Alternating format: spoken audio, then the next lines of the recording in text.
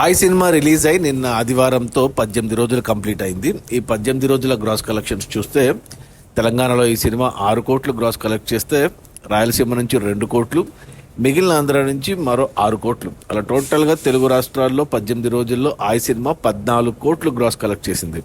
ఇక Karnataka and overseas నుంచి 2 కోట్లు గ్రాస్ వచ్చింది. అలా టోటల్గా 16 కోట్లు గ్రాస్ అయితే వచ్చింది ఆయి సినిమాకు 18 రోజుల్లో. ఇక అందులో థియేటర్ల రెంట్లు, గవర్నమెంట్ ట్యాక్సులు, ఖర్చులన్నీ పోను డిస్ట్రిబ్యూటర్ షేర్ వచ్చేసి 8 కోట్లు ఉంది.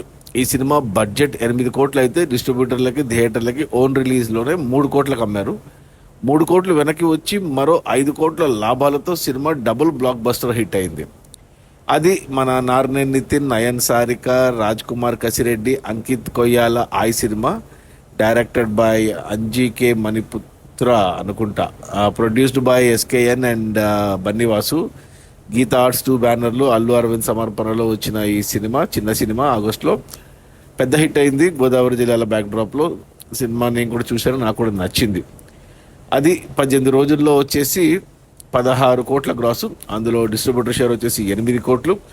సినిమాని థియేటర్లకి 3 కోట్లకు అమ్మితే 5 కోట్ల లాభాలతో double blockbuster hit. Okay, bye.